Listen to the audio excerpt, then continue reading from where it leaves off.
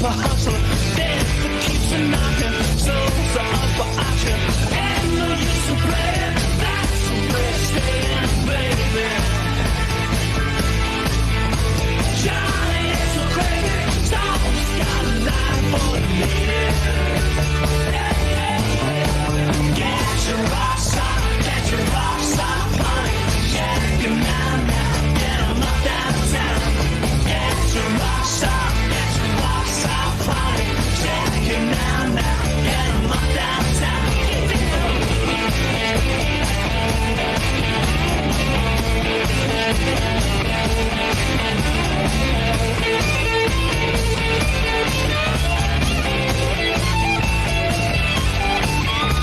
Ain't no use in playing. That's the way to stay, baby.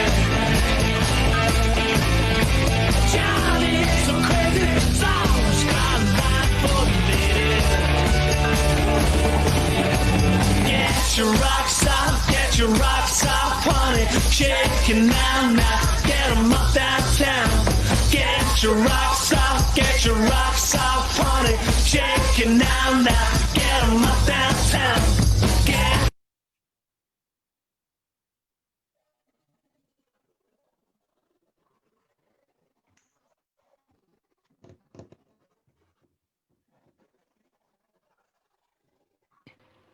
Hello, hello, hello. Hey, Welcome. hey, how y'all doing? Saturday night at 5 o'clock. Oh, we're unstable again, Well, and we're also a couple of minutes behind time.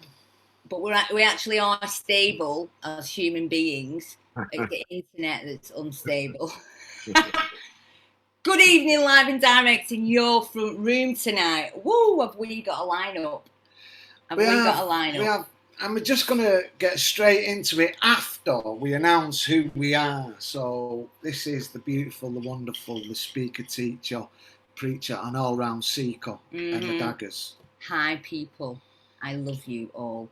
And this is the prudent Peter Yarwood, as we worked out last week. Yeah, prudent, but also producing content that's relevant to probably, it should come with a warning sign saying we will do our utmost to wake you up. Yes, wake up, wake up. We are the hope dealers. We got the hope shot. So like and share. We got 32 viewing. I just want to say, Lorna Simpson, happy birthday to the beautiful Lorna. And I love you. And be warned. She had a day out with her sisters. Well, Did you see the pictures? I swear I didn't know if it was you or I didn't know which one was you. You all look the same.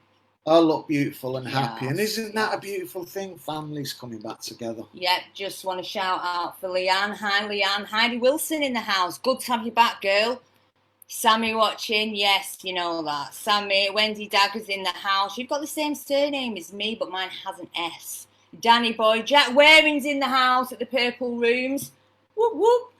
Hi, Rick. Hi, Dan. Can I just say, and I know I'm going to rob this from Glenn because I've got form for it. Everything is connected, right? I'm just going to put it out there. Everything's connected. Glenn's going to give us a little story about connected. But before we do, can we just put it out there? Because we are connected into what we believe is the source of power. And having said that, Mick Fleming, can you just ground us into that connection for this evening, please? Yeah, so I'll just say, Lord, bring your peace, but bring your truth, bring your love, and bring your understanding. In Jesus' name. Amen.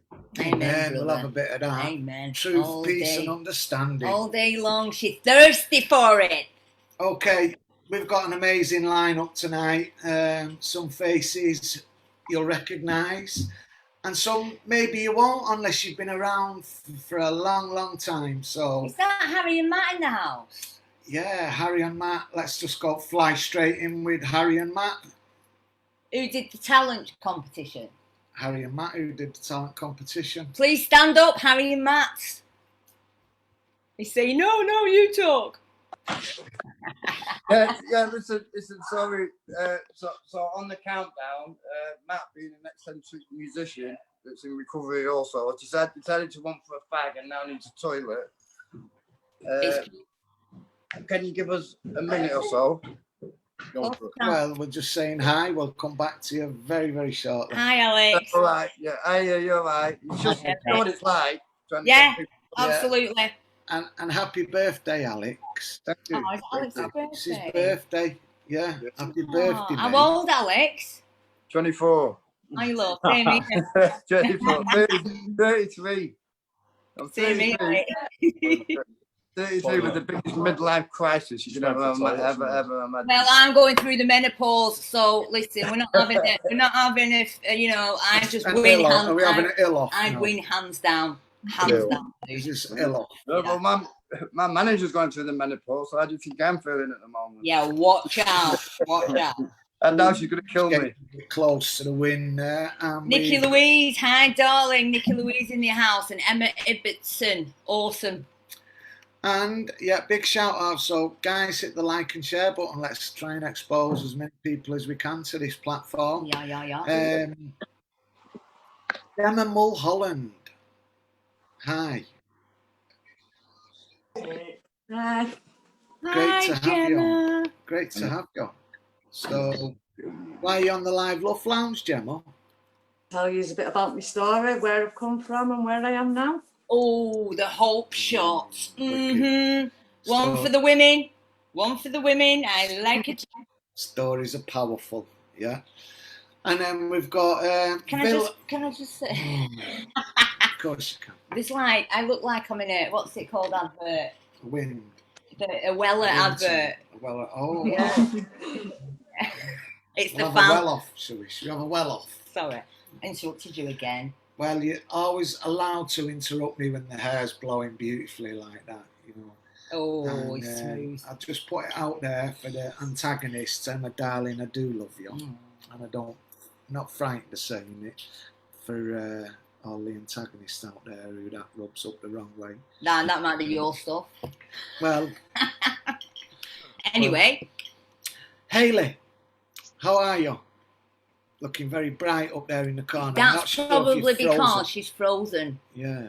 Hayley, if you're watching, you're frozen, looking very white in your nice white top there, but you do look like you're meditating. So you can go and come back if you want. We'll let you back in the live LUF Lounge in a minute if that works. Oh, Rihanna Davis in the house. Oh, hi, Rihanna.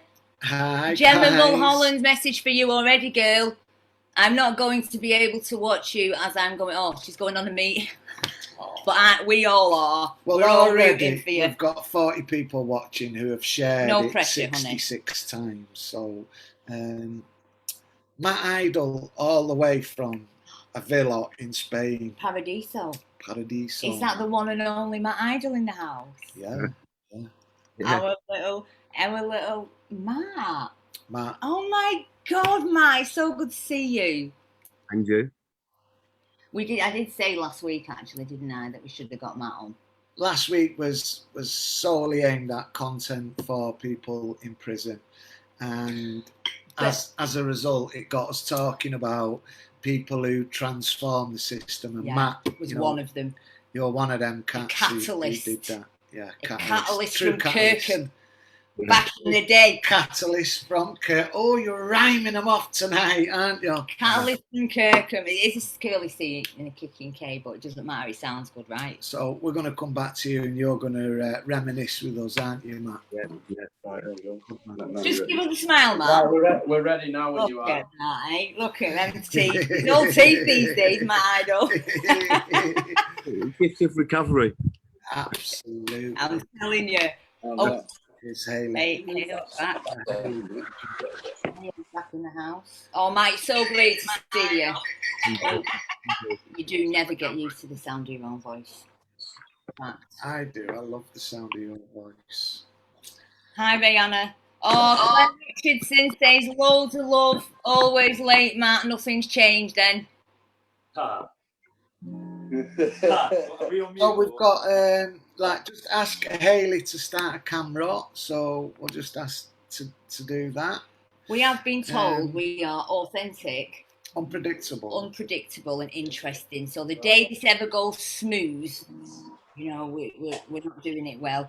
Hayley, you're back. Hello, hello. Hi, darling. How are you? I'm good. How are you? I'm all right. We've got a bit of a cackle on the on your internet, but that's all right. Speak. Hello. We can hear you say hello, but there's an echo to it, so it might be because your phone stood on the speaker. I don't know. Try turning it the other way, love. That's it. Speak. Hello. Oh, it is. Oh, that's a little bit better. What are you doing on the live LUF Lounge tonight? Telling you a little bit about my story and how I ended up here. The sound's terrible, isn't it? Yeah, not if it's like that. Yeah. The sound is really bad. Have you got any headphones or anything?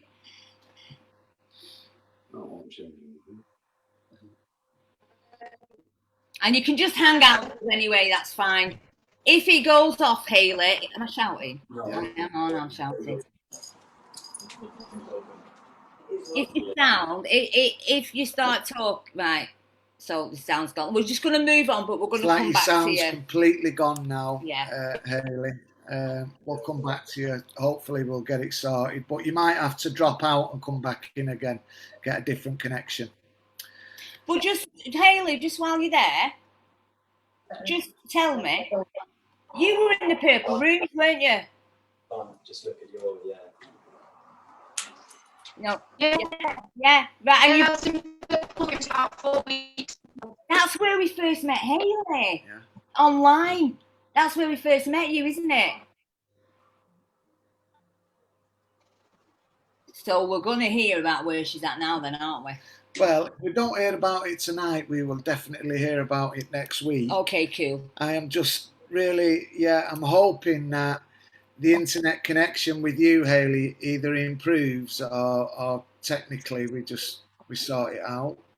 But right now, when you respond to me, I think you're going to cackle. So let's just have another quick soundbite off you.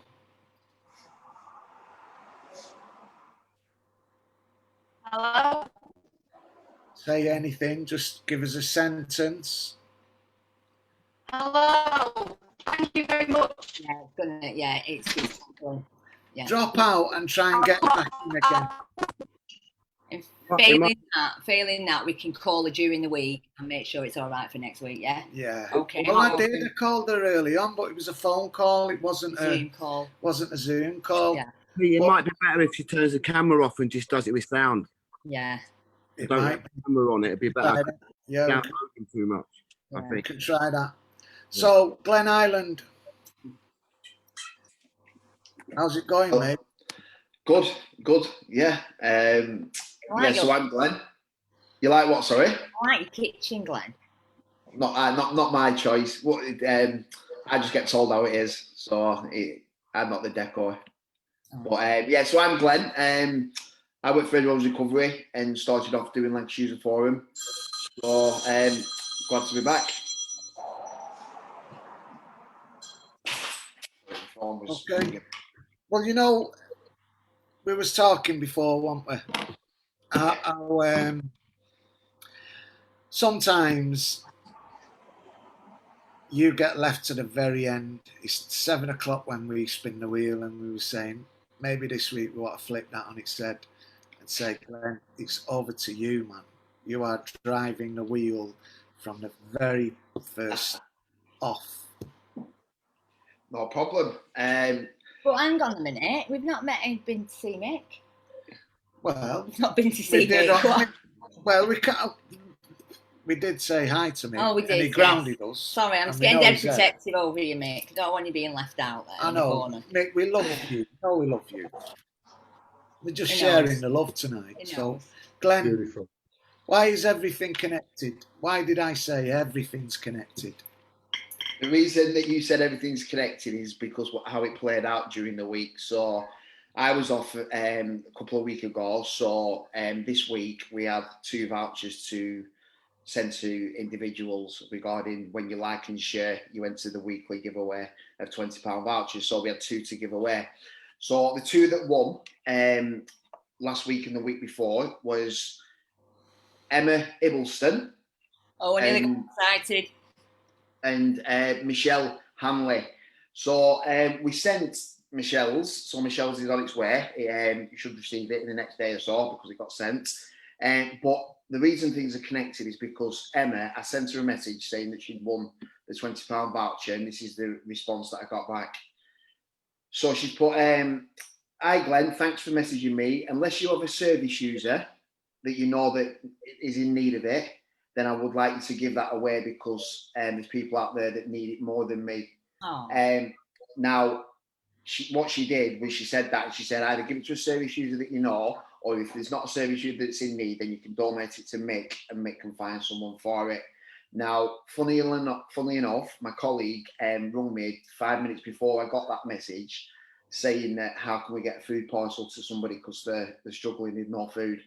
So it was just how mad how that played out, as in a sense of that someone needed it there and then, and someone had donated it. So my colleague went and gave it to the individual. He was a bit shy, so he got a friend on there as well. But he sent me a video to say thank you for the voucher. So I'm going to play that.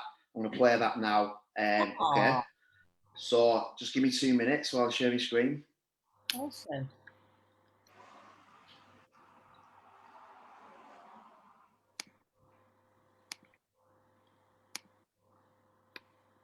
Hope this works.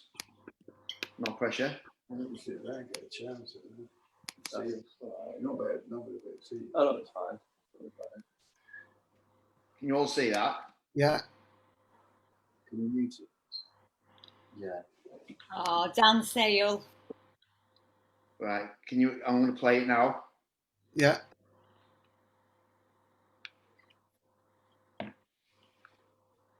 Can't hear it, Glenn. So, you know, when you share your screen on a Mac, Glenn, there's 2 boxes at the bottom that you have to tick. So stop sharing and then press share again. So press share screen, and then it gives you the option what you want to share. There's 2 boxes at the bottom. Tick them both because that says share sound as well. Right, okay, no problem. You learn something every day, don't you? Yep. Can you see that, yeah? Yeah. You're learning how to run these lounges on your own.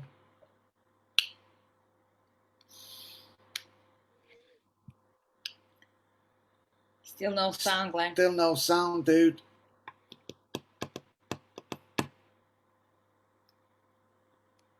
Have you got a sound? I'll tell you what I'll do. I'll relay what you said then. I'll relay what you said. So what you said was that that week they've been really struggling and they had no food. So they contacted one of my colleagues at Red Rose Recovery to find out if they could get a food parcel. So it's put food on the table for them, and they was just saying thank you to Red Rose Recovery and Lancashire User Forum for that. Because sometimes people hit hard times, don't they? Little air pockets, and when you're connected in, that was the theme on it. Connected. We was talking about a higher connection. I was just going to say, but we know better, right? But we know better, yeah. Yeah. And I think, you know, when you connect in with a group who have all got similar aims to support one another and put your hand up and get vulnerable, it allows people to help in a way. Sometimes they don't know who they want to help, but sometimes don't know where to direct that help. And as an organisation, the idea of you know, the Lancashire User Forum and Red Rose Recovery is that we can facilitate that help. You know, and it's a shame Hayley's not here, because one of the things we was talking about before was, you know, we're all in this together, shoulder to shoulder, and we all need each other at certain times. So always. Yeah, I think with that, Glenn, do you want to spin the wheel this week? Yeah, I will do. I will do.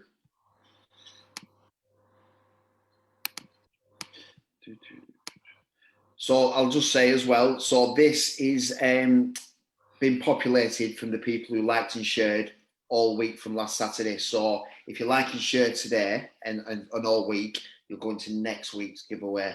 So if you don't like and share, you won't enter the competition. So here goes, people.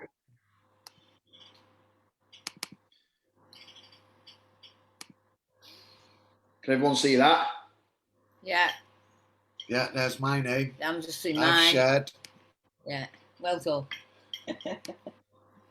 Right, drum roll, please.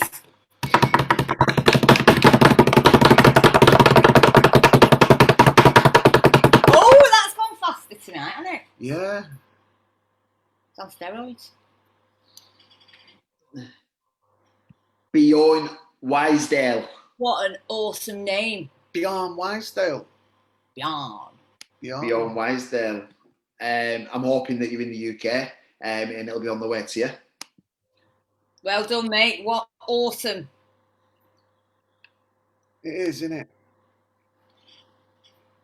There you go. Awesome. Okay. So you mentioned food parcels, Glenn. What's that about? Lost you, sorry. Having some IT issues tonight, aren't we? Honestly, Glenn, you're multitasking like, Sterling there, mate. Honestly. Where it's got buttons pressing, things are clicking all over the show. Yeah. So what was the question, sorry, about food parcels? Oh, he's not doing that good then, is it? So what I was saying was, in your intro, there might be people who are watching you who don't know who you are and what you do. Right, okay. So you're not just a member, a part of the leadership of the Lancashire User Forum. You also have a job, don't you, with Red Rose Recovery. So I'm just thinking, when this live stream goes into prison, there might be guys in prison watching, thinking, "What's Red Rose Recovery? What do you do?" Right, okay. Yeah, so I've got a criminal. I come through the criminal justice system, in and out of prison for 15 year, 20 year, and I got to a place where I was in a really bad place, and I needed to get vulnerable to be able to get out of that. So I did do, and I started volunteering with Red Rose Recovery because it gave me a bit of purpose, something to do, rather than sat on my ass basically, doing nothing, worrying about things. So I started volunteering about 3 years ago. I didn't actually, my objective wasn't to get a job. It was just about giving back to the community, because people had said, and the way I felt was that I'd been a drain on society for so many years. So it just gave me that bit of motivation to be able to value myself. And I struggled with that at some point, but I thought, if I can give a bit back. So that's what I started doing. And then I got a part-time job. Still didn't value myself, didn't think that I'd get it, and I did do. And then it stemmed from that, really. So I started creating groups, and at first I thought to myself, how am I gonna get people into these groups? So I thought, well, food's a good one. It's an incentive. So I went up round to all your local food chains, Morrison's, Aldi, Greg's Bakery, all different places, saying, because I had the banner of the Lancashire User Forum and Red Rose Recovery to back me, I was going in with a badge to be able to say, can you donate stuff? Without that banner, I wouldn't have been able to do that. But so I did, and it stemmed from that. So now we get Greg's Bakery donated 5 nights a week. We get vouchers off Morrison's, Aldi, Wilkin, you name it, we get them all over. So what we do is we do some outreach, or we put projects out in the community. So depending on what, obviously COVID's put a bit of a blocker on that, but we're still doing it the best we can, social guidelines and stuff like that. So me and my colleague, we go out, and we share responsibility, go out 5 nights a week, going to purple rooms, the box, the homeless, and going out giving people that are in need of it. So that's a bit of a summary of what I do. We also work in custody in the Preston Police Station. working with offenders, because the staff that go in there and work in there have all got lived experience, and they can empathise on a level that potentially, not that other professionals can't, but it's just that they've not got an excuse or a barrier to say, well, you've not been sat there, because I can say, well, I have sat there, I've sat exactly in that cell that you have.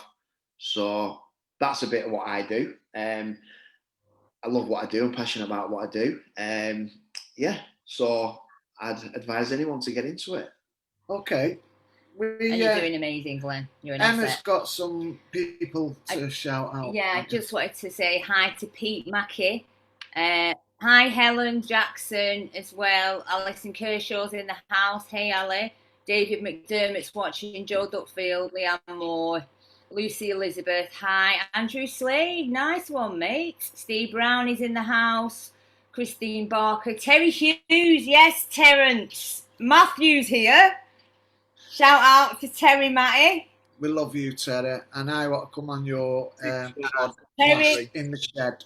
I was just going to say, Terry has got a new podcast. Have you watched it yet? I have, yeah. I haven't yet, but I'm going to watch it, Terry. Yeah. I am going to watch it. And I want to come on it. I'm like affected because you've not asked me. Yeah. But just going back He's not joking. a second, we've got, so with the Lancashire User Forum, we have a set of values. So each week we have an agenda, and this week the value is legacy. So I just want to read out one of the bullet points. It says, enabling people to see themselves as assets, not as addicts, and survivors, not as victims. Because when you was talking there, Glenn, you said, and I've written it down, I didn't value myself. Is that because you consistently had your deficits diagnosed to the point where your view of yourself was that you're high risk, you'll never amount to nothing, all them things. So the reason I value myself is like you said, is that for so long everyone was, I had that stigma attached to me. Oh, he's a criminal, he's a drug addict, he's this, he's that, he'll never change his life. So I do believe, I'm a firm believer now that the amount, if people keep telling you that this, you'll start to believe it, and that's what I started to believe. So that's the reason I didn't value myself, and to say that I'd be able to get a job and get out of it. The other thing you mentioned, and me and Matt was talking about this before, was your motivation. Yeah. You were saying, I didn't want a job, I just wanted to give back. Yeah. I wanted to contribute, and I know what it's like when society says you're too fucked up, you're too broken, or you're too damaged, or you're too high risk to give back. And what we've done is organised and mobilised under a banner called the Lancashire User Forum, where we've said shoulder to shoulder, we're going to give back, and we're going to do it safely. And we're going to do it in a way that is going to transform the way people think about themselves. Because I think that's it. Me and you don't do that alone. Well, you don't do it alone. But on an individual basis, it's individuals who can make the difference. So when I look at you, you have a powerful effect on your community, on your sisterhood. So do you, Glenn. So do you, Matt. Yeah. We're going to hear off Harry and Matt and Gemma and Mick. I think as individuals, we all can make a difference. But when we do it under the banner of a movement or an organisation, we can, particularly one that we own, particularly one that we set the direction for. But the good thing about having a set of values is it gives us a steer, doesn't it? And it also holds people accountable. Yeah. If they go off the values and they start doing things that's not aligned to the values. For me, it was more about the fact of creating a space where you're not going to be judged, and you can flourish in your own context, and you're given that reign to be able to go and help others and not just be judged for it. Yeah.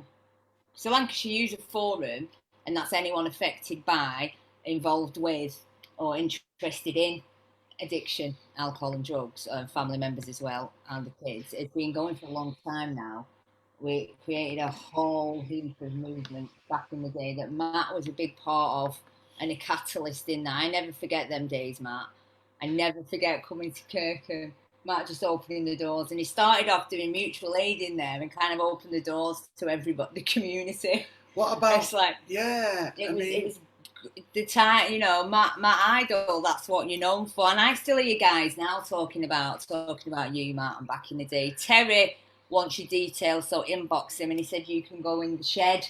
Oh, He's got permission to go in the shed. the shed, man, the shed. So okay, that's a nice segue over into Matt, that isn't it? Yes, it is. Matt, what was that prison officer called who, you know, he'd finish his work at 5, but he'd stay till 7 to facilitate any meetings. It was Ian Peters. Ian Peters. Like a mountain. Big prison officer, but never wanted to take, you know, he wasn't there jumping in front of the cameras, taking pictures. He was always behind the scenes, enabling people to get well and to get connected, but never wanted to take the credit for it, did he? No, and the amount of people he's helped is unbelievable. The insight he's got into addiction and recovery is just, you know, he would take responsibility for taking a minibus out of 10 lifers. You know, he would take responsibility, and they would trust him, and you know, he was just unbelievable. And I think he was a major part of everything that happened for me in Kirkham, because he stood side by side, you know, which was a bit strange for me to have a prison officer as a friend. So that was my stuff. Do you get what I mean? He showed me that he was human, you know, instead of it ran the other way, like I spoke to you earlier, Peter. It wasn't as if I went in there expecting them to be a certain way, and it was the prison staff that helped me, not as much as the normal staff, you know, prison security, the governor, Alan Scott, Ian Peters, all them people that would... Well, shout him out, because that governor was a catalyst. Graham Beck, unbelievable, you know. And this is, I was just saying there, Matt, about we don't do this on our own. It takes a village to raise a child. You know, you imagine being a prison governor for 15 years and getting someone like me that had spent 11 years in prison and taken a risk to give me a job, give me a set of keys. No ex-offender had ever been given a job in a prison when I went in there. Give me a set of keys to open doors to people that 6-7 years ago I was on the street with. Well, we brought the whole community in, didn't we? We brought hundreds of people in. We had mutual aid meetings in the prison where the people coming into the NA meetings wasn't allowed to be searched because it was against the guidelines. So the prison staff had to just let them come in, whether they was using, whether they was a day clean or they wouldn't, and then they'd do it in the visits. They'd turn the cameras off. You know, massive risk. But you know, if you don't take a risk, you don't, you know, nothing changes, does it? You know, and it was seeing like a prison governor that would every week on a Friday would take me for lunch in the canteen and say, "How are you, Matt? You know, you're working too much." We had to put our fingerprint on the machine to get our keys in the morning. He'd check how many hours I was in the prison and he'd tell me off. You know, "You're doing too many hours. I've got to look at your well-being." And I never had that anywhere else I worked. You know? I thought you was going to get. I thought that office was your bedroom. I might be wrong, but I think that man understands the risk, as do a lot of people at that level, but he also understood the reward of taking that risk, and he was able to mitigate against the risk because he had his vision focused on the reward. And when I talk about the reward, I mean in our lives, you know, in our families' lives and our communities. And he had a leader. Didn't he? Matt was the leader. He was, Matt. And this is when you were saying before about people in the community as leaders are the ones who've got people behind them, not the ones that are going for a walk on their own. Yes. Say that again. People who've got people behind them and they're not going for a walk on their own. So you know the fruit they bear by the people that are around them. So when Matt opened the doors to us and we flooded, I remember it's like when I think back of that acid house, I'm an acid house casualty, and I think about them times fondly. They were messy, but when I think about Kirkham times as well, and the beginning of a movement, because it was a movement, wasn't it, Matt? It really was a movement. Before that, you didn't see hundreds of people in droves. You know, No. you'd see maybe 10 or... You can give anyone a 15. title and call them a leader, but you know, when we had that first river clean in Burnley, and I just knew people like Matt, you know, there was a few guys who could ring up and they would bring people with them. And what we did was we mobilised a couple of hundred people and just put them to work, giving back. And then, you know, I mean, them early days, we didn't know where we was going to get the food from, did we? We didn't know where we was going to get the travel expenses from. We used to do the LUF, and then everyone would be eating food and that, and then me and you would go, "What? We don't even know if we're going to get food next week," you know. And it was then the prison. Then they did the food in the prison, and then you know, and it was like they, you know, it wasn't on a plate. You know, we put a lot of work in before we got that, but it was like they give us the opportunity and we took it. But what people don't understand is, although me, you, and Emma might have been at LUF once a month, it's how we conducted ourselves for the other 29 days that we had to, because they watched everything, you know. And if we just talked to Corker at LUF and then went out and didn't do what we had to do, they would have shut it down, you know. We had to like, honestly, we had to live and breathe recovery, you know. We was watched as well, and people think that we did really well for ourselves, but you know, the stress that we was under, that if, you know, we had to watch everything we did, and some people that was close to us relapsed, and we had to sometimes stand away because of where we was. Or, you know, when I worked in the prison, someone come in that I'd been in prison with, and I had to drug test him, and it was positive, and he wasn't going to be allowed out to see his family for the first time in 15 years, you know. And he was like, "Matt, can you just let me off? You know, come on, you know my family." And it's like, I couldn't let him off, and it was them difficult decisions, but you know, he got out in the end. But you know, it's, if you're going to do it, you have to do it all. It's not a game, you know. You have to live and breathe it. And if, when Peter was talking earlier, if your motive's to set something up in recovery and make loads of money, you won't make it. If your motive's to set something up and help people, maybe the money will come. But if it don't, you'll be rich anyway, you know. You don't need money to be rich. I've learned that I've had loads of money, no money. Now I'm quite happy in flip-flops, you know. Don't, with beautiful teeth, might I add, Matt. Yeah, well, you know, gifts of recovery. It's so true. I was saying that to you the other day, wasn't it? Check your motive. Is your motive right? Because when it comes to money, sex, and power, bring empires down, don't they? So you have to remember, people in recovery, they've been given a lot of broken promises, and if you promise someone something and you don't stick to it, that's enough for them to walk away. You know, if you, like with Peter would say to people, "You come LUF, you stay clean, I'll get you an interview in a year's time, maybe to be a recovery worker at Red Rose." In a year's time, they get their interview. You get lost in yourself and forget that person. They go away and come back, you know. And it's like, if I make someone a promise, I try and I want to stick to it, because it's not about the promise. It's about them trusting me. Do you know what I mean? If I say I'm going to pick them up, I'm going to pick them up. If I say I'm going to get someone something, I'm going to get it. If I'm going to speak to, I'm going to speak to their family. It don't matter how busy I am, because for me, when I got in recovery, an officer like Ian Peters always gave me the time of day, and that's where my trust started. It wasn't a therapist that I sat there and told what happened to me, or if I had told. It was that guy that made little promises but stuck to them, whether it's go for a coffee, or whether it's going to do whether it was Peter saying, "LUF next week, we're going to have an amazing food," and afterwards we used to say, "Fuck me, we ain't even got no money for food." He wasn't bothered. We knew it was going to come because we was doing the right thing, you know. And you know, for me, I see it all the time. There's every prison's got lived experience people and all that, but when I was in there, it was like I was the first one. So all these, you know, when I went first into prison, they didn't have no clearance for me. Now they have enhanced clearance. They had nothing. I had to go to London and be interviewed by the prison minister, Crispin Blunt, and he said, "You're working in the prison," and signed it. You know what I mean? So it's another guy that took a risk, and people don't. He took a risk, Crispin Blunt. Where do you want to work? In a prison. Right, give me a little bit of time and you'll get a phone call. I got a phone call. You've got a job in the prison. Then I had to get funded, so I had to have someone else to help me. I didn't even want money. They said, I was working in the prison for 5 6 months before I sat down with Peter and Chris Lee, and he said, "How'd you fund it?" I said, "I work nights." He said, "You can't do that."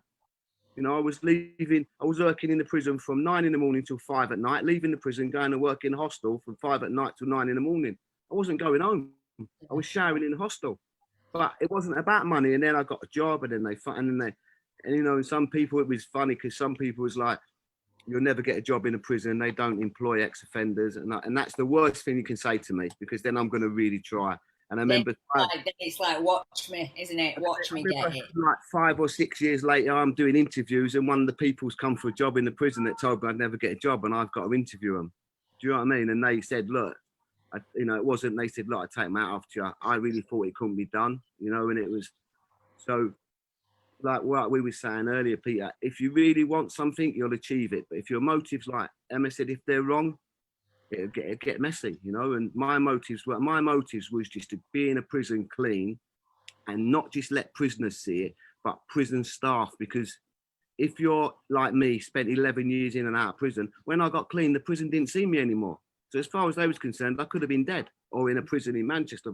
So when I'm working, all the prison officers was like, oh, maybe what we do works, because this kid comes back. And prisons, if you go right back to the prison service saved my life. Not a rehab, not NA, not AA, the prison service, because they kept me alive, you know, being a bad thief, feeding me, keeping me alive. So it's good. And I remember the old days, we used to be at LUF, and there'd be like 20 people, 30 people. Now it's massive. I remember one time in the prison, there was a queue. There was like 300 people in there. Yeah, they nearly had a nervous breakdown though with the names, didn't they? Oh, you know, and they used to come to me. Pete used to go, can you add this person? Can you add this person? I'd be like, oh. I've got another 60 names here, and I'd be like, I can't turn them away. There was more people coming in than there was in the prison. I know. Yeah. I remember one of the first ones, and it was Terry, because Terry's messaging now with fond memories as well, because that's where I first met Terry in Kirkham, and a few of the other lads as well that I've met only up until a few months ago. They said, oh God, I remember you in the prison. Terry, you know, Terry was a good example of someone. He just needed to see it. Yeah. That's all. Yeah. He just needed to show it in, and that was it. He was up front, grabbing it with both hands. Listen, if I would have gone into Kirkham and I wouldn't have, and Terry was in there serving, and if I wouldn't have had an orderly like Terry, you know, that watched my back, helped me out, worked for me, was a recovery champion. I used to pick him up on a weekend, take him to meetings. You know, I wouldn't have got where I got. So he's a massive part, and if he could see his potential, he'd make me and you, Peter, look like we're nobodies. That kid, he's just got to see his potential, and I'll always be there for him. I remember he'll tell you the story. One second, I went to do some work with him, and I had a nice watch on, and Terry was like me into watches, and he said to me, it's a nice watch. And I said to him, if you get 2 years clean, I'll give you the watch. And 2 years clean, I went to where he was working and give him the watch. You know, he's a massive part of my recovery, but his potentials, he's the next one. Believe me, if he just believes it. You know, Stephen Brown as well. I remember seeing him when he first come around, and the first time I met him, I said to him, you're going to be big. And look at him now. I remember you texting me about Stephen and Louise.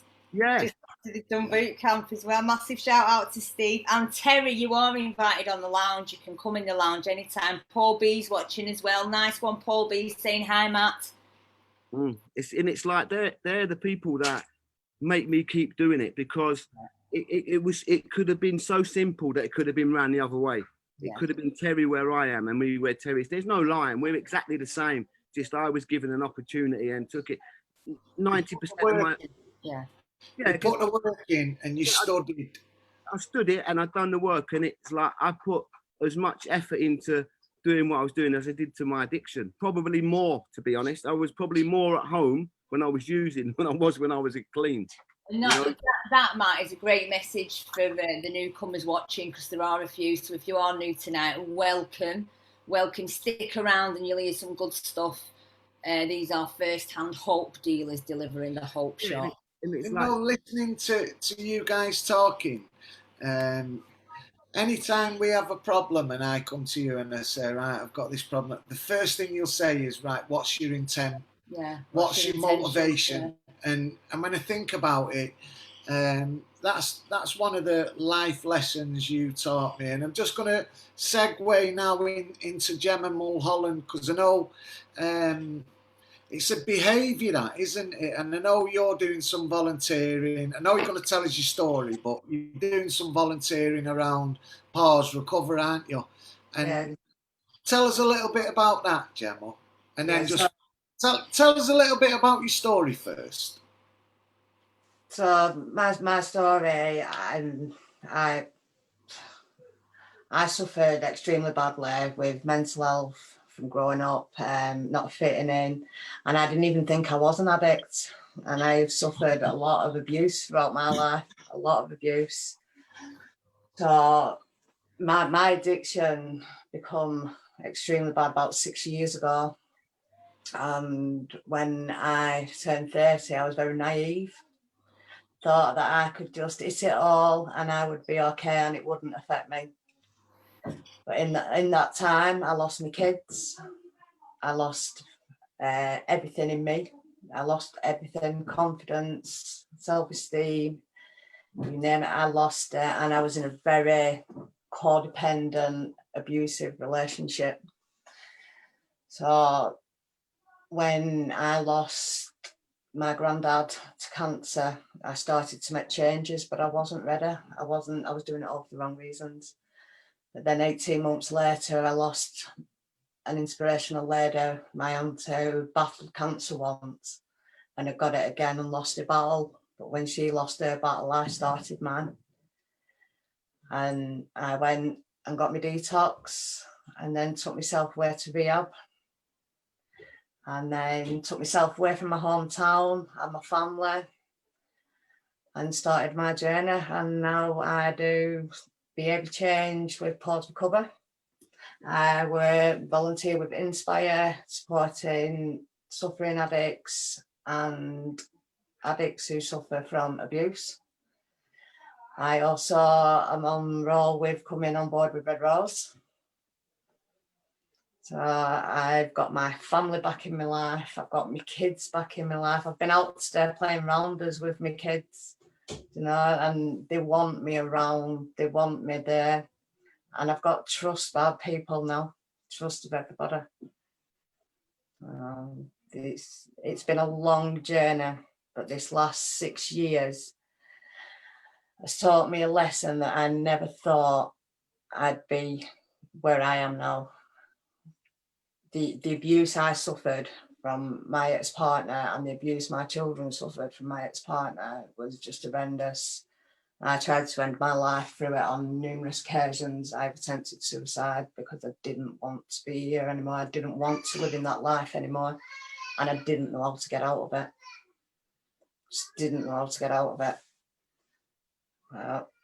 But today I can stand here and I can support others and I can give my experiences and, you know, but this lockdown's been a blessing for me. In this lockdown, I've gained so much and I can't thank Red Rose enough for the groups that they put on in this lockdown and the support that Red Rose have given me.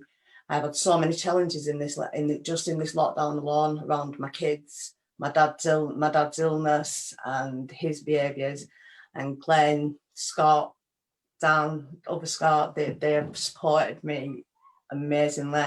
And I've met so many new friends through Red Rose groups, through going on the Red Rose groups, and I'm now connecting with women, which is one massive thing I struggled with. Women I could not stand, I didn't want nothing to do with them.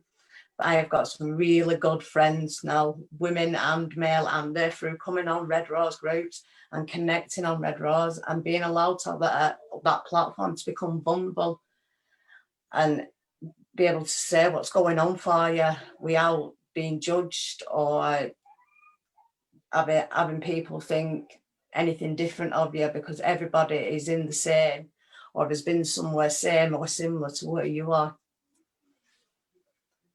I think, Gemma, what you said there about, and I laughed out loud because I know it and you see it with so many women, and I was the same as well.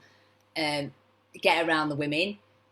And it's like, sometimes that when you first do, it's the scariest thing ever, but it's really important you get a love and a sisterhood from the women that you can't get anywhere else, that you don't get from the men, you know. And it's that camaraderie, it's that sisterhood where you get each other. So if you are watching tonight and you are one of the women that have it with the guys, because that's kind of what we do, isn't it, an addiction, it really is about getting around the women. So Gemma, how did you do it?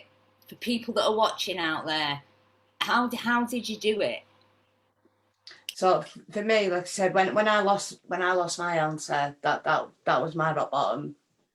And I mean, losing my kids wasn't enough to make me stop.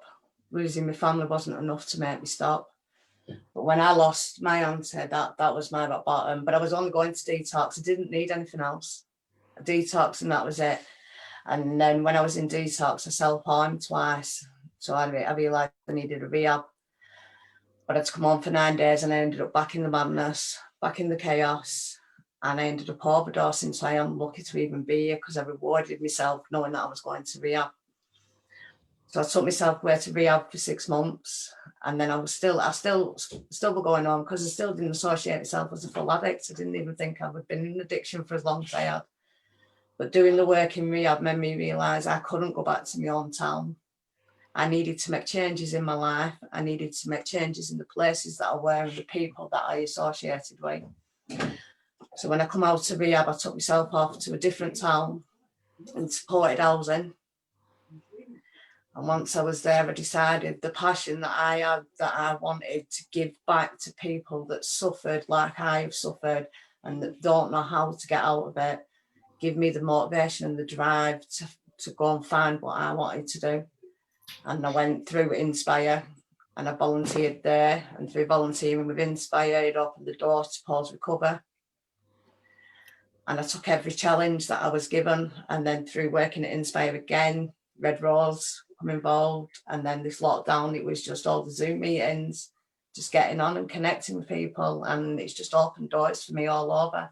I mean, I even did an interview with the university the other week for overdoses, and it was an absolute privilege to be asked. Absolute privilege to be asked that. Oh. So, you know, when you said you went into a detox and then you self-harmed, was that because once all the chemical suppressants were out of your system, you couldn't handle the trauma? Was Yeah. that? Yeah, I couldn't handle the traumas of what I've experienced in my life, and I couldn't handle my emotions and my feelings. I didn't like having to handle all that, and I knew it was time that I had to face my past head on. I had to challenge it, I had to face it, and I had to deal with what I'd been through in my past. So how's Pause Recover helping you to do that then? Pause Recover has helped me massively with my behaviour change, because I've worked Pause Recover myself for the last 12 months, and it's helped me with my relationships with my kids. So, hold on, sorry to interrupt. At the start, your mindset was, I only need to stop taking the drugs because there's nothing wrong with me. I'm all right, as soon as I stop taking the drugs, everything will be cook and curry. And then when you stop taking the drugs, it's like, it all kicks off. I might need to do a little bit of work. Yeah. I only needed to go to detox to come off the methadone. Once I come off the methadone, I was fine. I didn't need anything else. I could come back and live my life and get my kids back, and everything would be great. So a wise person once said. Yeah. So you've had lots of behaviours then you've had to address. Oh, I went into rehab and I had no behaviours whatsoever. No matter what they told me, I was one of the lads. I didn't have any behaviours, and they was all wrong and I was right. Of course, darling. It was a crushing blow. Yes. It was a crushing blow. Oh, Gemma, you know, I've just got to read some. I've just got to read. You're getting a lot of love from the guys out there. Terry Hughes is all over this tonight. Oh, Rick O'Brien, he's smashing it, Gemma. Terry Hughes, big up, Gemma. Keep strong. Lorna Simpson, it's good to see you up there. Denise Holland Ratcliffe, Joe Duckfield, Rihanna Davis. Oh, you're just getting so much love. Alex Campbell, Claire Richardson. Rihanna's saying, yeah, I've had a challenging day, so I needed to do an NA meeting. I feel emotionally drained. And you know, again, Rihanna's one of your girls, isn't she? Good friend Rihanna, who I have met through coming on to Red Rose. Red Rose, I met Rihanna through Red Rose, and we're really close. Me and Rihanna, good friendship I've got with Rihanna through coming on Red Rose. Tell us about Beautiful friendships, because who'd have ever thought of that in addiction, right? Yeah. Oh no. Beautiful friendships. We're blessed, aren't we? We're really We are. blessed. So if you had a message for any women out there watching tonight, what would it be, Gemma? Connect. Get over that fear of connecting. You know, because we've all been there, and we need to connect with like-minded people. We need to. Can't do it on our own. Yeah. So it's a we thing, isn't it? It is. It's It not is an I. It's a we. Yeah. It's a we thing. So, tell us about Pause Recover then. So Pause Recover works on behaviour change. So we always work on what's important to you. So for the last 12 months, what's been important to me is getting my family back, getting my children back in my life. And through working Pause Recover, I have now got my kids back in my life. I have regular contact with my children, and they want me in their life. You know, they're introducing me to their partners now, their girlfriends, their boyfriends. They want me all around. We've just, like I said, we've just had a big family day out on playing rounders. I'm now looking for my own house, so that my kids can come back and live with me. And I am at the process of going for a part-time job with Pause Recover. Oh, wicked. Massive shout out to Mark Cotty as well, if he's watching. Brilliant, Mark Cotty. Yeah. Pause Recover, you heard it here first. Excellent. And I'm really glad you've come on representing Pause as well, and saying some things about Pause, because it's a great behaviour change programme, isn't it? Well, it's based on acceptance and commitment therapy. Yeah. It's proven, isn't it? We can change our behaviours, and I think, you know, the more of that we can have, the more access to tools that enable us to behave in a way that is fruitful to our lives, our families, and our communities. Just more power to it. More power to it. Yeah. Amazing. Thank you so Brilliant. much. Yeah, thank you. So we've got Harry and Matt, who were on the Red Rose Recovery's Got Talent performing, weren't they? They were. I was just going to say, are you all right, Mick, or do you have to go? You're all right? I'm all right. Oh, yeah, but she'll wait for me. I'm sure she'll wait for me. How is Sarah? Come on now, let's get into Mick. Go on. Can I just ask how Sarah is? Well, she's all right in herself, but things have took a big change. I won't say too much on here, so right. It's a lot more. It's a lot deeper and more serious and things. But she's doing all right. She's doing okay. Right. Okay. All right. Okay. Should we have a bit of music, Mick, and then we'll come to you for a word? That sounds wonderful. Thank you. Thanks, Mick. Harry and Matt. Hello. Hi, how are you? Where are you? We're in Walter Lyon House. What's Walter Lyon House for people who don't know? It's a supported housing project, supporting people in recovery. Supporting people in recovery. Some have come straight from jail. Some come straight from rehab. It's just quite a big mix of those. So it's like an abstinence-based house. It's a place for like you to build your recovery from. So it's supported housing project. Send people out. Yeah, helping people to get that next step back into the community. How many beds is it? 13 beds. Oh, 13 beds in Walter Lyon House. And is it all male? Is it mixed? It's mixed. You get a lot of support. At the minute? Pardon? Is it a full house at the minute? Have you got 13 people in? Yeah, full house at the minute, yeah. So we could crack open the laptop in there and get everyone in the house, couldn't we?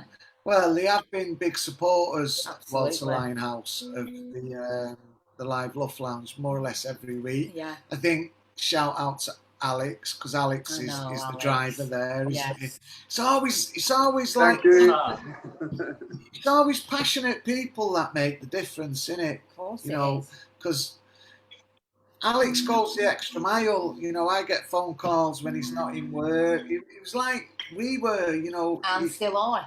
And still are. Yeah. Were indeed. Tell me that at 10 o'clock at night when I'm just putting the phone down. I know, and at Saturday evening as well.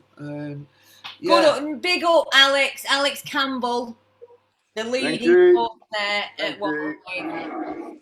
Yeah. I just want to say, guys, is it Matt? Who's got the guitar? Matt, yeah. Matt, you have got one boss head of hair, man. Thank you. It needs a cut. It's a lockdown haircut, I think. It's a bit long at the minute, but thank you. You're rocking it. It's like you've got an 80s vibe going on there, you know. Something like that, yeah. I vote for you not getting your hair cut. So community vote.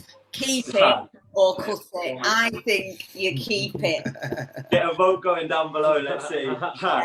Comment below. Should Matt keep his hair or should he cut it? The comments are going to come in from the community. We'll let the people decide. Let the people decide. So off you go, guys. Take it away. Yeah, you ready? All right. Yeah. Well, we'll introduce it. This is a song called "One Day at a Time" that me and Harry wrote whilst we were in rehab at Littledale.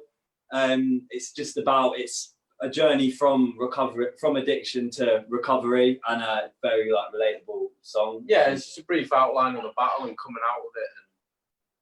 And something like that. And a big shout out to Littledale Hall again. And Walter Linehouse, which is where we are currently. Right. Ready, let's go. It's been a journey, and it's been one hell of a ride. And there were moments when I felt I was swimming against the tide. But you know what I'm going to do? I'm just going to take it one day at a time. It's been a journey, but it's been one hell of a ride.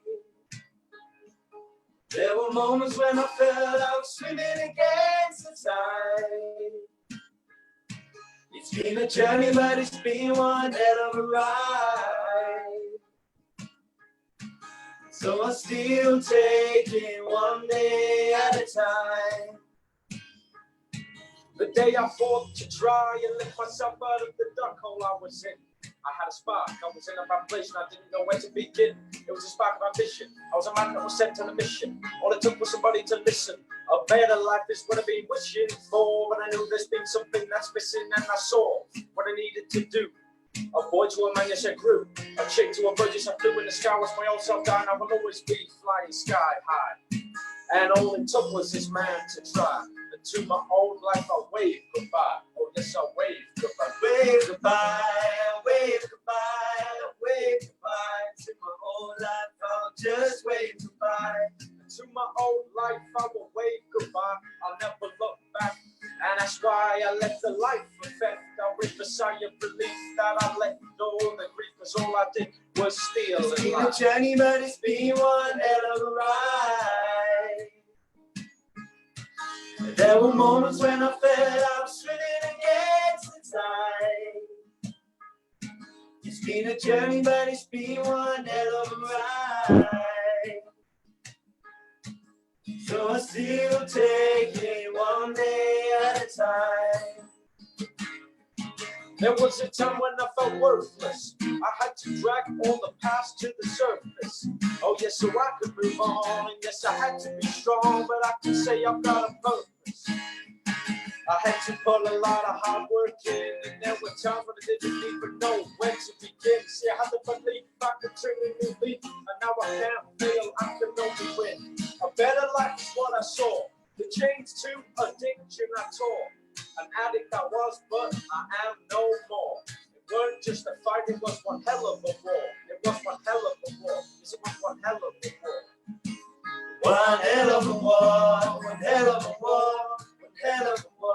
It wasn't just a fight, it was one hell of a war. It wasn't just a fight, it was one hell of a war. And now I do what is right and abide by the law. It took a lot of stress, but I continued to progress. But honestly say, oh yes, I gave it my best. With every breath inside, I can say I tried. It's been one hell of a journey and one hell of a ride. It's been a journey, but it's been one hell of a ride.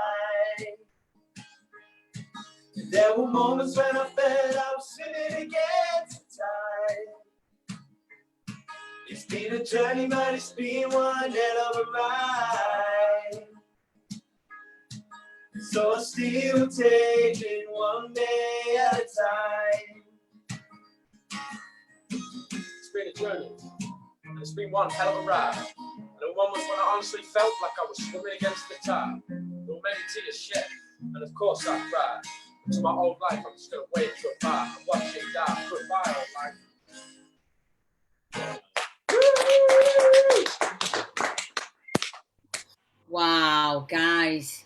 Do you know, I was just thinking that'd be, these guys are good enough to lay a track down, aren't they? Do you know what? Do you know I know a guy who does that? I know a guy who could occupy. So so say if somebody created a space for you to lay that track down, would you be interested? 100%. Yeah, definitely. Yeah, without a doubt. Okay, so Ben SOS Riley, we need you. I mean, properly like lay it down in a recording studio with a potential, you know, video and audio. Is that something you'd be interested in? Yeah, definitely. I think they're brilliant. Because, all right, let's go to the comment section then. Yeah. Because I know we've got a community of artistic people who've got a plethora of skills. That just means a lot of skills and abilities in the artistic realm. And I'm interested then, because we have a building recovery innovation chest. It's called the Brick Fund. And if someone was to come forward with a package to help you guys get tracks like that laid down and potentially to market, is that something would be a good worthwhile cause of public fund? And that's what I'm asking the community. Ask the guys, absolutely. I'm asking that to the community, because I think Ben SOS Riley would definitely. He's got the expertise, he's got the skill set, and the knowledge. And he's great.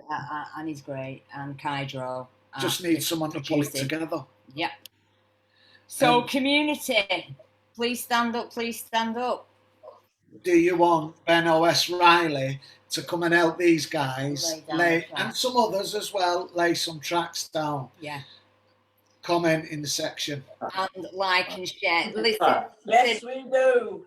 Can I just say, right, put your hand up, Harry.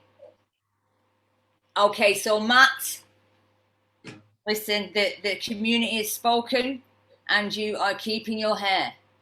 Oh, okay, fair enough. So be it. Yes, we're so glad about that.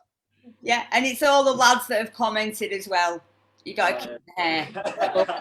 Terry's saying he needs a brick fund for his podcast. All right, Terry, being 100% serious now. Yeah. You go to the website, Red Rose Recovery's website, and you click the brick fund and you fill in the application.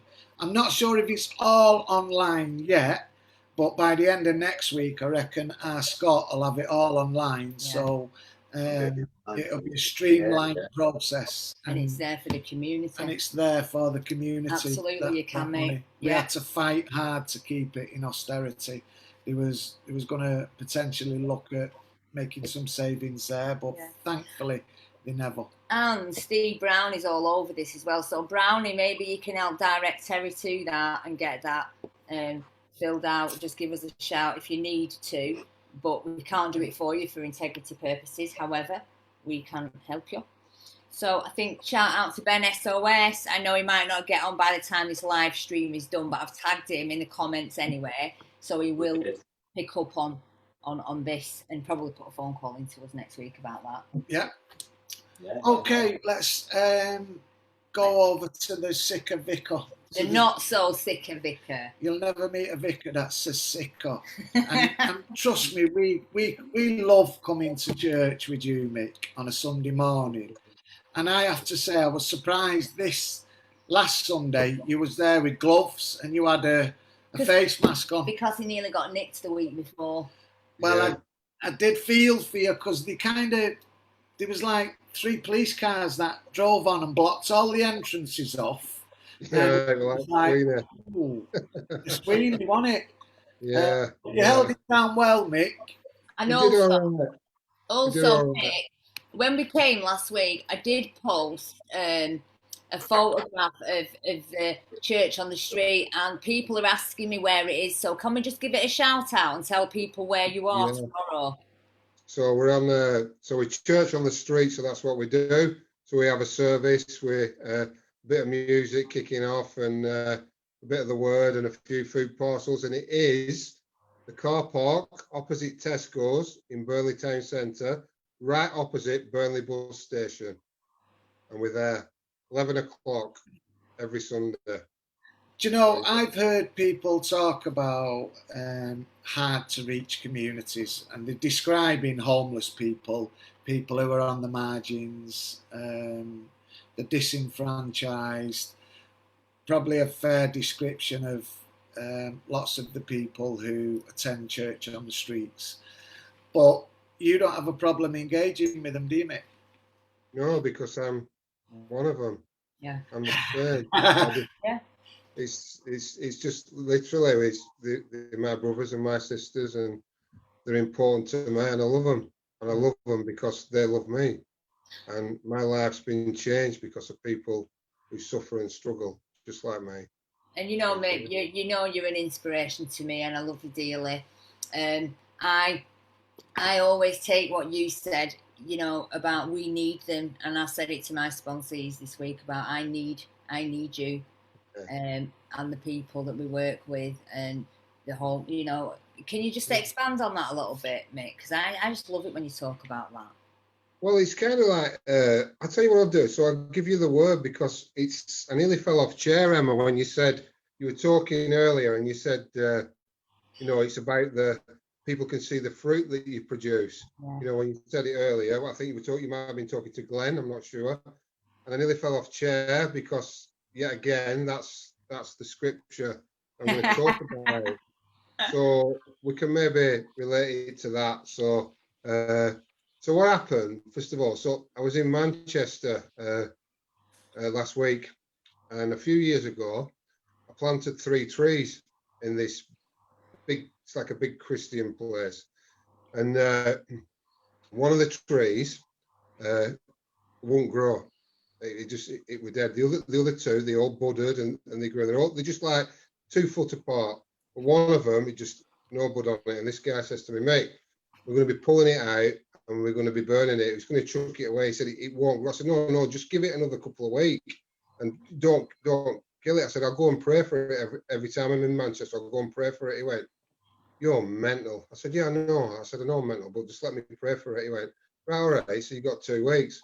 So I was in Manchester twice a week. So when I was there, I'd go down and I'd pray for it. But I wouldn't just pray for it. I'd get a watering can and I watered it. I would just water round the base of it. And then I'd get hold of it and I'd pray for it. And I did it for, I did it for the 2 week.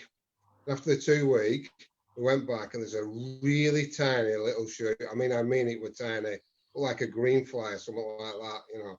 I went, look, it's got to. He went, that's not. I said, no, listen, it is. Leave it. So basically, over the next couple of weeks, it flowered, and the buds come out and everything. So it was kind of safe. So it got to stay. Anyway, I went back last week. So this is maybe 2 years later. It must be 2 years later. And I went down to see the trees. The 2 trees that I didn't pray for don't have any fruit on them. And the leaves are all withered. They've been eaten by insects. And I mean, they're that close together. They're 2 foot between each other. The one I pray for is weighed down with fruit. It's weighed down with apples. It's absolutely full of apples. And I thought, wow, that's amazing. But remember, I didn't just pray for it. The prayer was also, I watered it. And I kind of thought, so that was in my mind. It's been in my mind this week. So this morning, I did a wedding this morning, and it reminded me of the same thing that I'm going to talk about. So this is the scripture, and it's from the New Testament, and it's from Matthew 7:17 to 20. And it's just really simple. It just says, every good tree bears good fruit, but a bad tree bears bad fruit. A good tree cannot bear bad fruit. Every tree that does not bear good fruit is cut down and thrown into the fire. Thus, by their fruits, you will recognize them. So, my tree was dead. And what I did was I prayed and spoke life into it by praying. I encouraged it, but I watered it. And I've watched it grow and produce loads and loads of fruit. Fruit that can be taken away, because I know where it is. The people, what they'll do, they'll take the apples off it, they'll make apple pies out of it. Anyway, back to the wedding. So I did the wedding today. So what happened? It was a wedding blessing. So a friend of mine, I met him a year or two ago, and he was using drugs heavily. Lovely wife, 2 kids. Terrible behaviour because of his addiction, and he'd got married years before, and he'd even messed it up on the wedding day. It'd been really bad, abusive and everything else. Anyway, I met him and I prayed for him. But I didn't just pray for him, I got close to him and I helped him, and I prayed for him regularly. We helped him in recovery, and we kind of taught him and got alongside him. And I learned so many things from him and from his family. And his family welcomed me into their life. His wife, and they started coming to church, and they come to church on the street. He's been clean for a year, I think it's about a year. And they wanted to renew the wedding vows. So that's what we did today. So they came today, she wore the dress, and they had the kids as bridesmaids, and they came and he stood there, and they gave themselves to God, and we were able to marry him. And then we went and sat on the park. There's a park across, and we had a picnic, put blankets out, we had a picnic, and I sat back and I looked and I watched. There were people there that had watered me when I was bang at it, when I were ill, when I was really poorly. There were people there that I'd watered. There were women there that you would have never put together in a million years. Impossible relationships, all together, all bearing fruit. And the last bit blows me away. By their fruits, you will know them. So the word of this week's word is really, really simple. It's like, where is the fruit in your life? You're producing this fruit. And if you're not, why? Why are you not producing this fruit? So God's people will produce fruit. Yeah. It doesn't mean that you're going to be, so my friend who got married, he doesn't work in recovery, he works in the building trade, but his fruit is, this is his drive, this is everything he feels God's put in him. Is to work hard, to love his wife and to love his children. That is what God's called him to do, to be the best he can at them things. And that is amazing. He knows who he is. And that's the fruit. And that fruit has produced a wife that was scared and timid has become a confident, beautiful young woman that can stand up and speak and stand up for herself. She can put her arms around her children. He's become a completely different man, and the children are growing and growing, and all are bearing fruit. So where's your fruit in your life? You know, and remember, I think it's important, you know, that we remember this, especially when we're around recovery, is, you know, not everybody has to be a counsellor or a recovery worker. because it just doesn't have to be that way, and it shouldn't be that way. You should be a musician. You should be an artist. You should be what God's calling you to be. So that's the word of the day. But can I just do a quick shout out? So we've got, because we've been struggling with some meetings, NA meetings, and not having physical meetings, which has been a bit of a problem for some of our guys. So we have a church in Barnoldswick as well, which is at the Civic Hall in Barnoldswick, which is on Sunday afternoons at 2:30. So if anybody's interested in that, it is based around recovery, but it's inside. This is inside in the Civic Hall. But what we're doing is we're doing a Christian recovery meeting every Friday night at 7:30 in the same place. So it's really simple. It's not NA and it's not AA, but all it is really simple. Is you start off, it's a prayer to Jesus, right? That's it.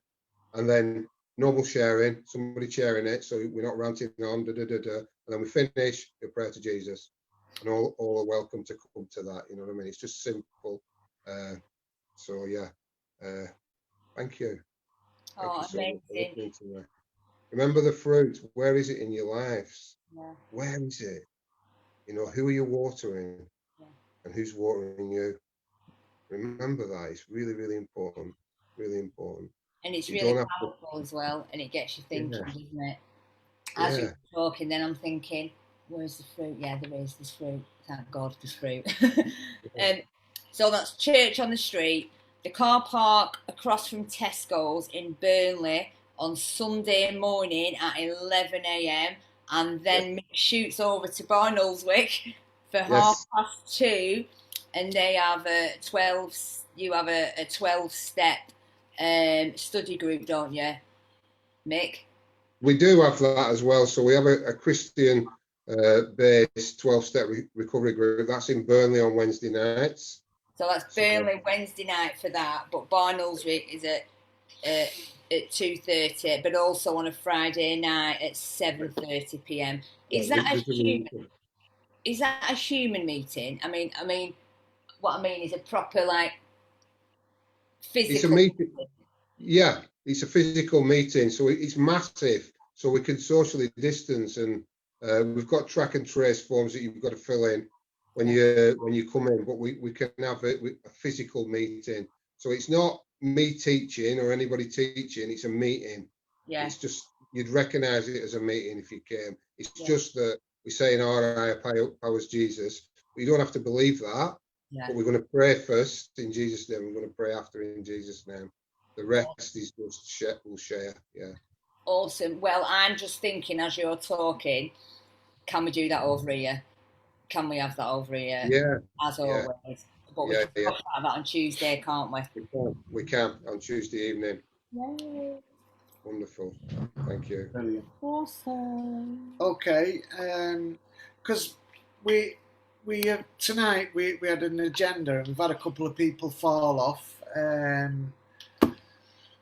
Paula wasn't able to make it again from the Prison Reform Trust, so probably next week Paula will come in, and Hayley's equipment packed up, and that's a real shame because we caught hold of Hayley in the Purple Rooms. Yeah, I know there's some great work going on in the Purple Rooms, and she's got a fabulous story of hope and inspiration. So look out next week for Hayley coming on. I just want to throw it open for anyone to contribute, and then we'll get someone to play us out. How does that sound? Absolutely. I just want to bring in the community here a minute. So Brownie, who is a top fan. It says you're a top fan, Brownie. Top fan. Yeah, top fan, Brownie. He's saying he'd come to Preston if it was here. So we're working on it, Brownie. We're working on it. We've got Denise Holland, Ratcliffe in the house. We've got Gareth Webb. Hi, Gareth. Ollie J is watching.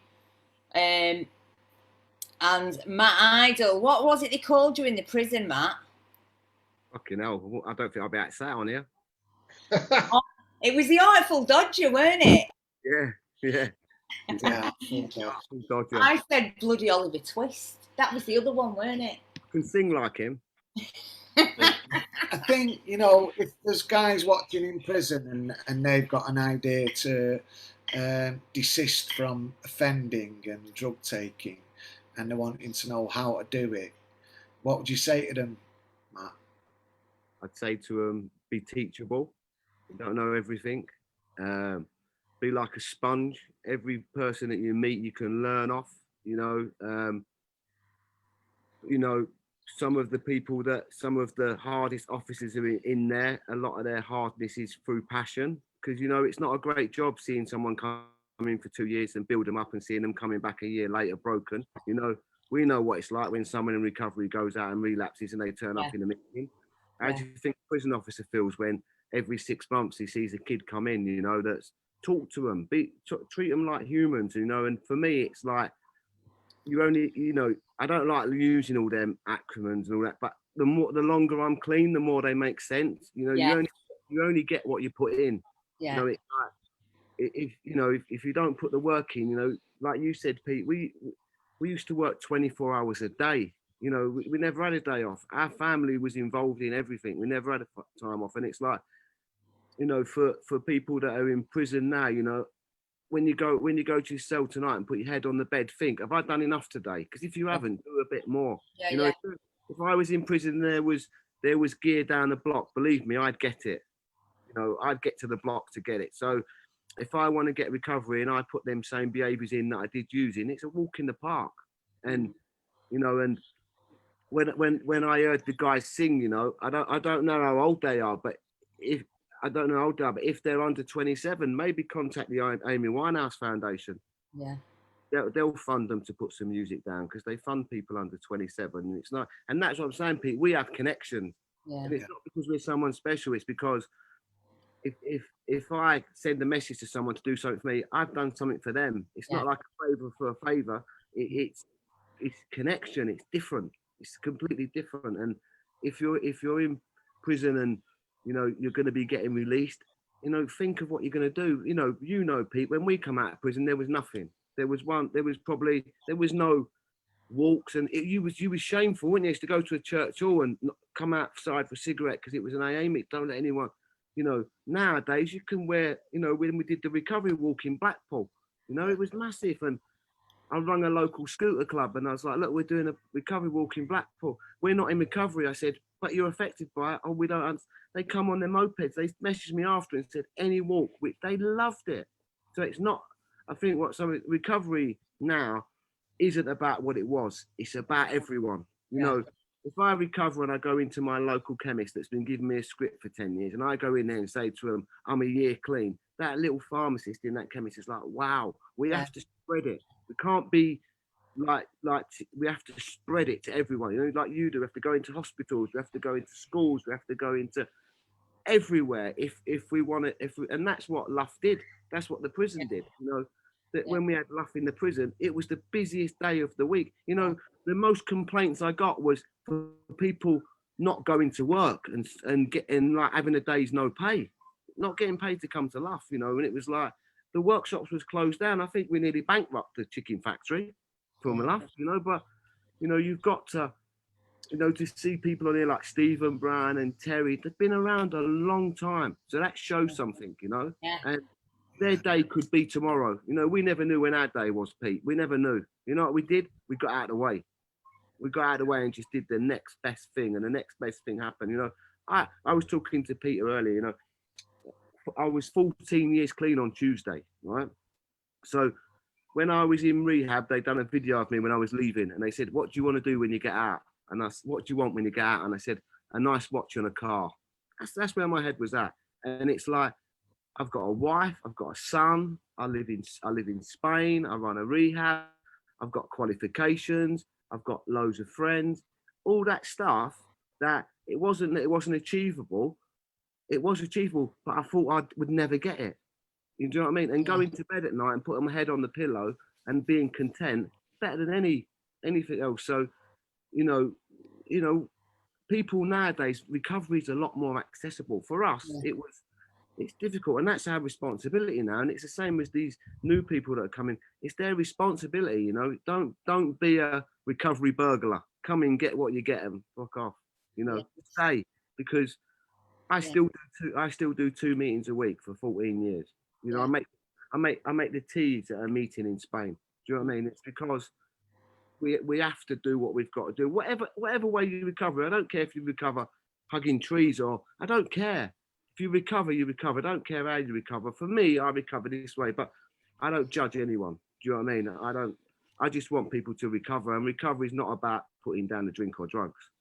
Never about that. Recovery is about, for me, recovery is about what can you do?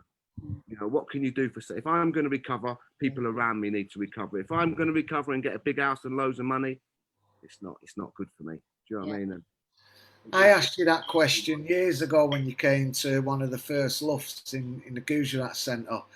And what you said, it's like this, Pete. He said, all the behaviours I had in addiction, I thought I had to put them in a box and just slide it under the bed and forget about it. He said, and now what I realise is I've got to pull that box back out and have a look, what were those behaviours that was really good.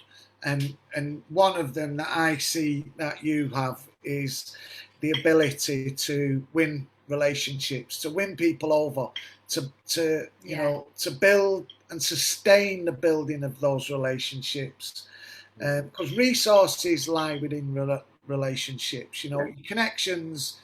You've got a lot of connections. You know, you can pick up the phone and make stuff happen because people like you. They like you for a reason because you're a nice guy, and not everybody can sustain those types of relationships.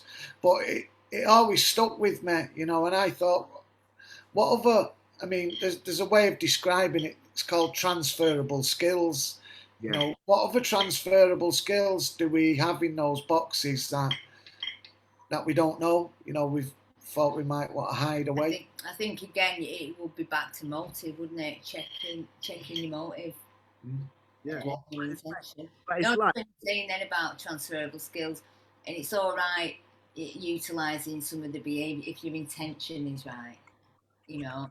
And Matt's intention was to mobilise and give it away, you know. And I'm not one for cliches, Matt. I totally identify when you say the longer you stick around, the more they make sense.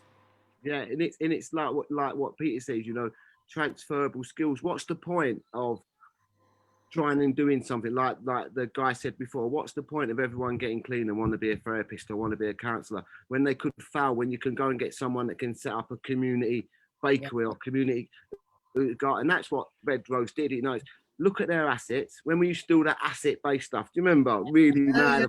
Yeah. Still do that. Still do. Get someone that's a really good hairdresser and set them up. Why would you want that person? And the problem with that, the good thing about that is people don't fail, but you get someone clean and they want to be a therapist and they're not very good at it, not because it's not for them. And this is what was happening years ago. People would get clean and they'd go and get a job in a needle exchange, handing out needles. We've got an addict, it's all right, we'll give him a job, we'll give him cleaning. You know, look at what you're good at and build on it. You know, if these guys are good at music, go and play music at the recovery events, go and play music at rehabs, go and play music at places like that. And before you know it, something will happen. When I went into the schools, you know, doing talks in schools, I didn't get paid. Then all of a sudden, I didn't put in a funding bid. They come to me. Yeah. So it's like transferable skills are like, if you just put the drugs down and think, right, if I can achieve all of that and maintain a drug habit for 20 years, including owing dealers thousands of pounds and knocking on their door and still getting another 100 quid's worth off them, believe me, them skills need to be used somewhere else. And I used them. Yeah. To say to prison, I never went into prisons and told them I was this. And I said, look, what you see is what you get. Just give me a chance. But what do you want me to do? Because I don't understand. When I first got into the prison, one of the funniest thing ever happened. When the first day I went in there, the security asked the governor, do we need to get him a uniform? And I was like, you're joking. They did though. I was like, no, you're all right. Do you need to get? I was like, no, but it was like that they was just open to me. Do you get what I mean? And I'd go to them, like Peter said, I'd go to an officer and say, I'm struggling a bit. What does this mean? You know, I don't know what to do. And it's the transferable skills are not just on these Zoom meetings, or it's what you do outside. Absolutely. Another cliche, Emma. I know. Follow along. Follow If Yeah. if one of our good my recoveries, ask my wife. Yeah, Yeah, absolutely. yeah, Absolutely. yeah. And it's so true though, isn't it? It is so true. It really is.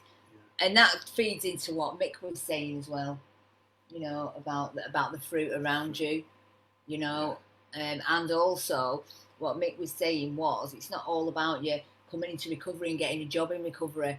It's about you living your life and tapping into what was good, true and beautiful and what you enjoy as well.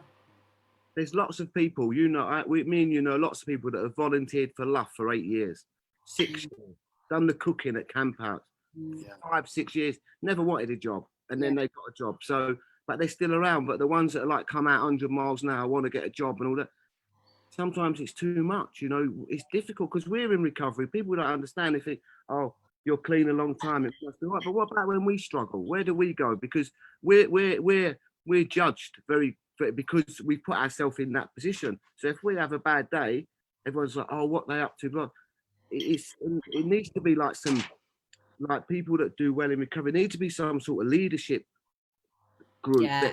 But there's not. I've been saying this for ages, Matt. I've been saying this for ages. It's something that we should set up. It's got to be because you get, oh, we're going for a tender, we're going for a tender. Have you heard about him? You heard about him? And it's like, so what are we going for? When we go for tenders, that's business. But whoever delivers the best service should get the tender, not someone that's not turned up to 50 meetings a week. Doesn't matter. Not someone that's not in NA but might be in SMART. It's who can deliver the job. But I noticed that when I was talking to Peter earlier, the more successful you get, the more lonely it is. And it's sad, really, because me, Peter, some other, we're only human, you know, and it's difficult, and that can push us to start thinking, can't tell people that we're struggling because we've got a tender meeting next week, or I can't tell the prison that I'm having problems at home because they might think I'm going to relapse. And it's something that people need to really talk about. It is. The pressure for long-term recovery in this field. It's difficult.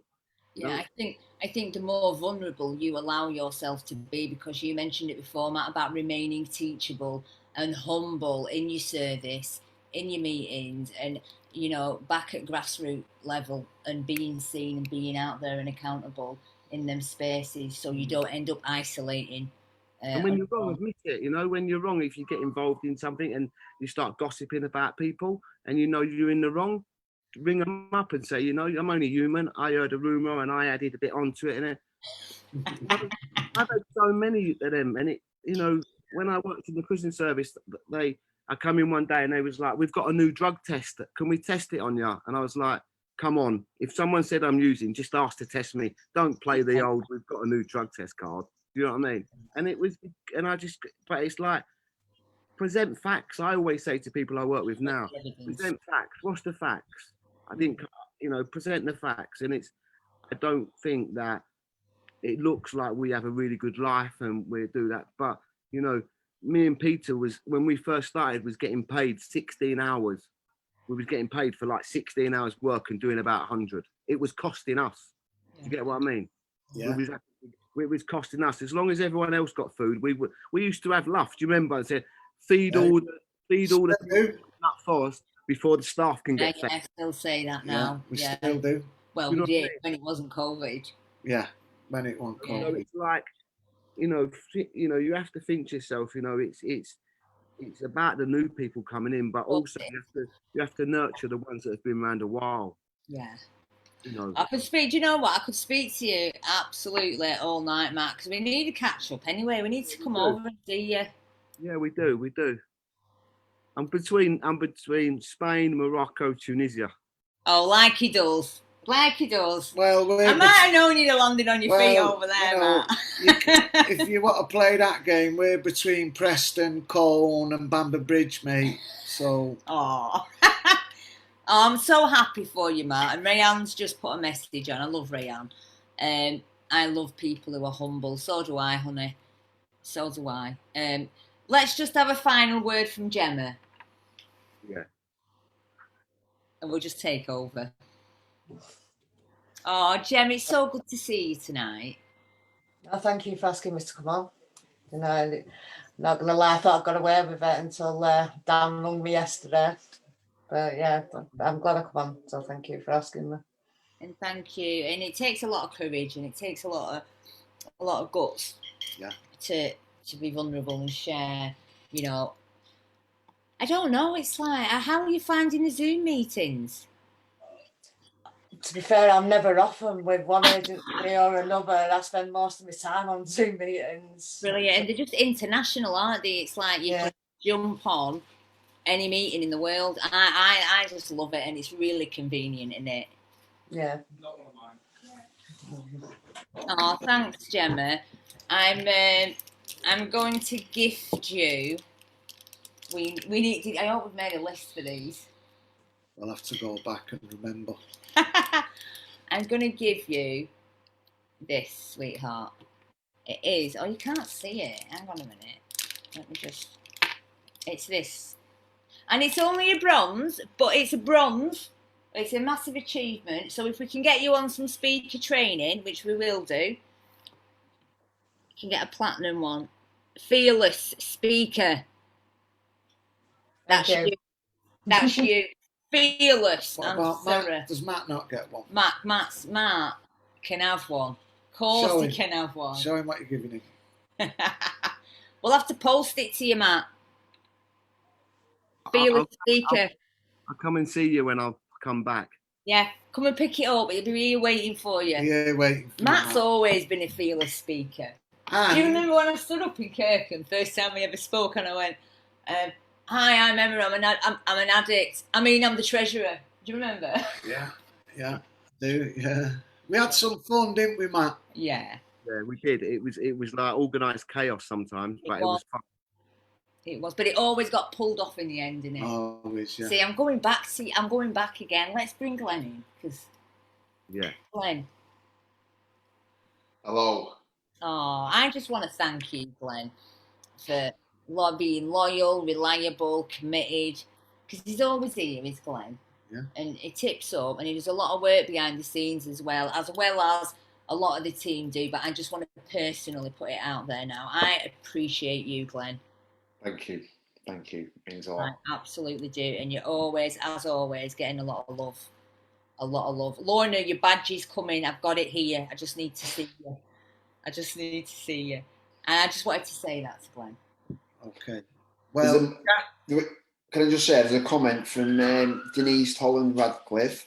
She would like to invite Matt and Harry to play at Buckley Hall at one of the motivational speakers events.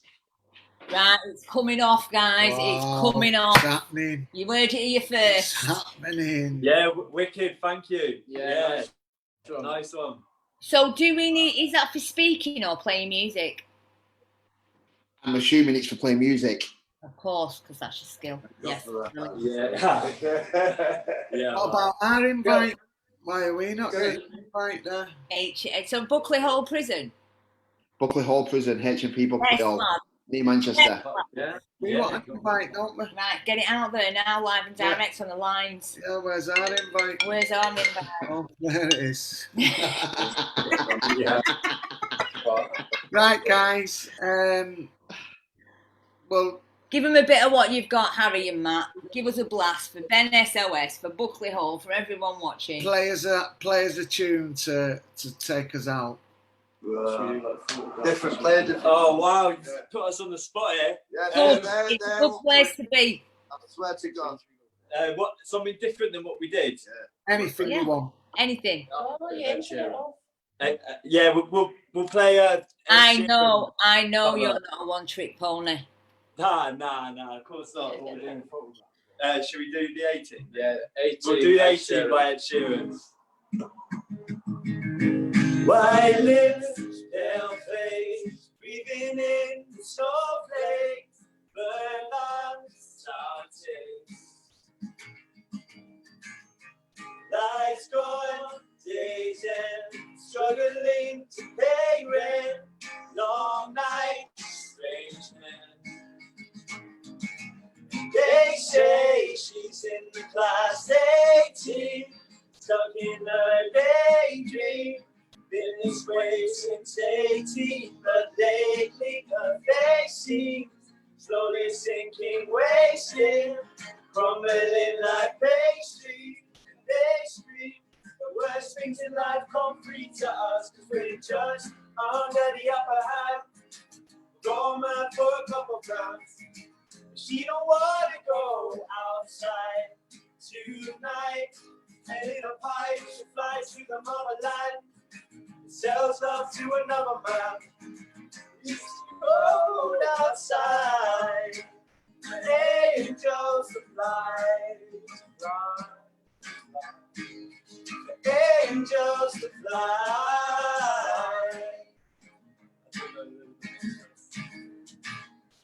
Red gloves, raincoat, try to swim but stay afloat.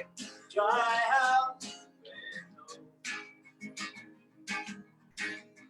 life's gone, days end, struggling to pay rent. Long nights, strange men. And they say she's in the class 18, stuck in her daydream.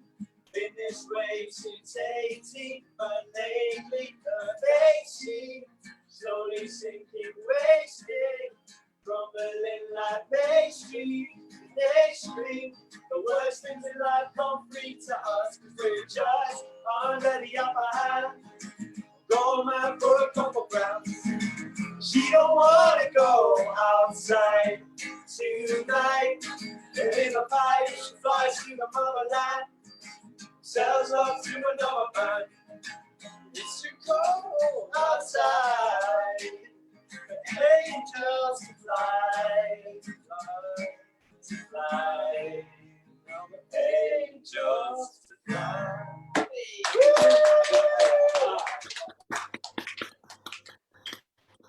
Amazing, amazing. I would, if I was you, lads, start getting a playlist together.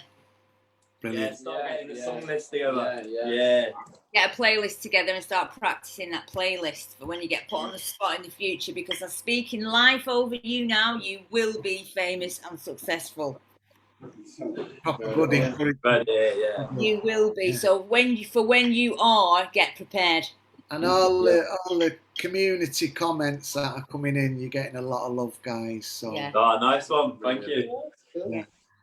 Yes. Okay, well, that's another Saturday evening in the live LUF Lounge. It absolutely is, and it's Coming been to a an end. pleasure, an absolute pleasure. Thank you all. Thank you. Love it. So we're going to sign out, and Matt, let's check in again soon. Gemma, Glenn, Harry, Matt, all you guys, stay blessed. See you later, mate. Bye. Bye. Bye.